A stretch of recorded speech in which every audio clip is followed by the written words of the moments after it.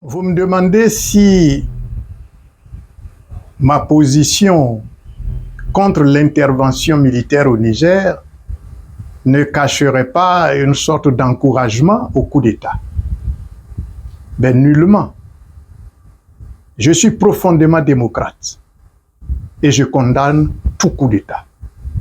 Je condamne toute prise du pouvoir par la force.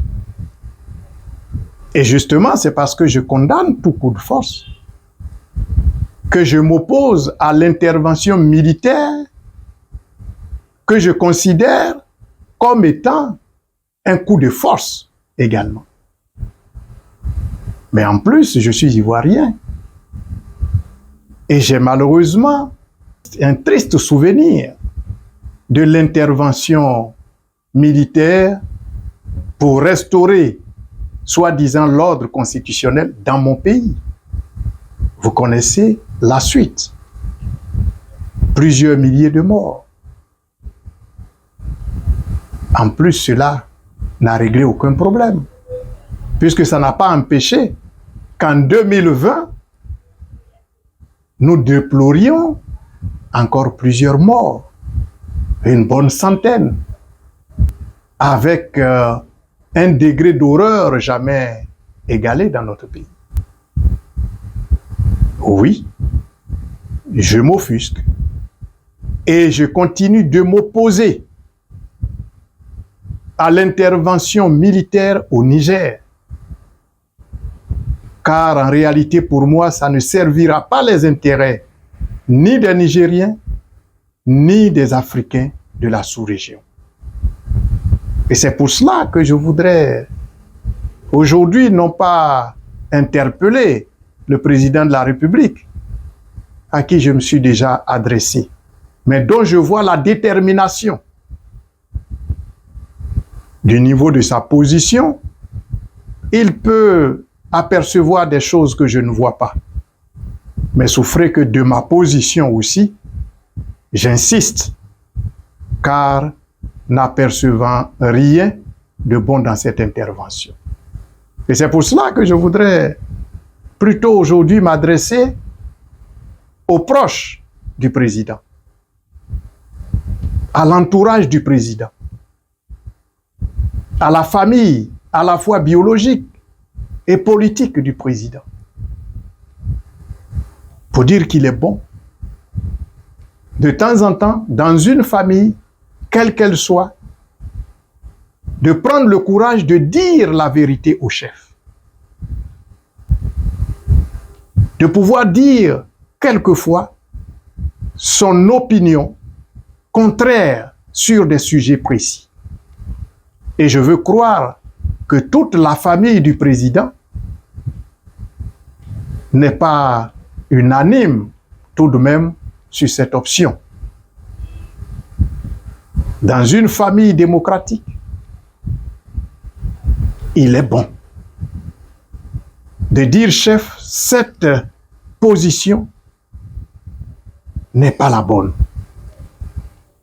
Et si j'avais été membre de la famille du président, j'aurais pu lui dire, président, peut-être que pour cette cause, même si ça avait été une cause, vous n'êtes peut-être pas la meilleure personne pour en parler.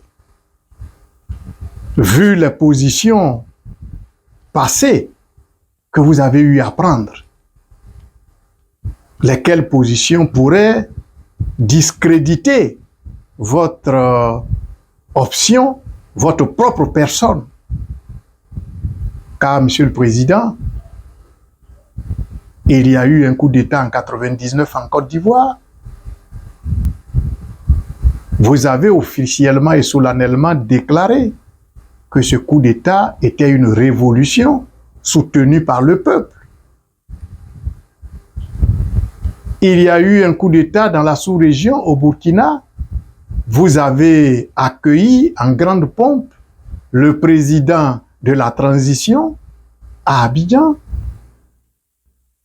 Le président actuel de la transition au Tchad, le fils d'Ébi, tout le monde sait la quasi-unanimité qui s'est dégagée entre les chefs d'État qui ont dépêché le président de l'Union africaine pour l'introniser avec le chef d'État français à N'Djamena. Voilà des comportements, voilà des positions à un moment donné qui sont de nature à discréditer votre propre personne dans l'option obstinée que vous prenez aujourd'hui.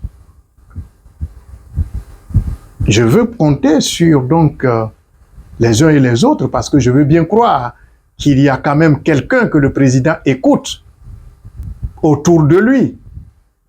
Je veux bien croire que le président écoute bien quelqu'un sur terre.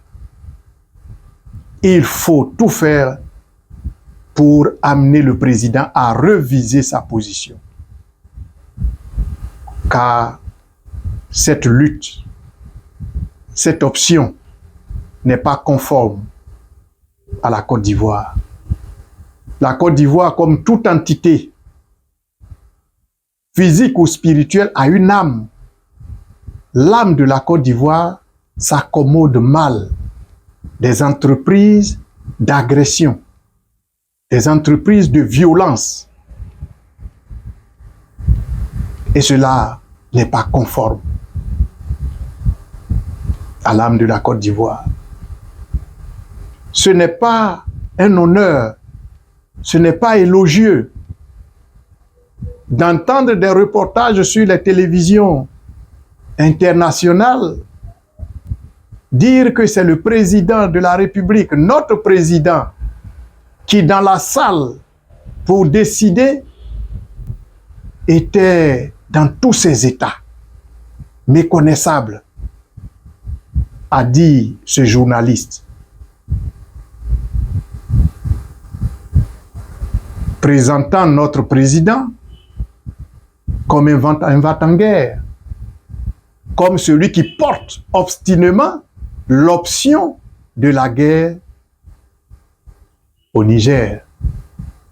Et ne me parlez pas d'opérations ciblées, car les opérations ciblées, les opérations spéciales, on en connaît, qui étaient programmées pour quelques jours et qui durent aujourd'hui encore après 1 an. Je compte sur la réaction de l'entourage du président pour l'amener à reviser sa position pour le peuple ivoirien, pour l'Afrique. Je vous remercie.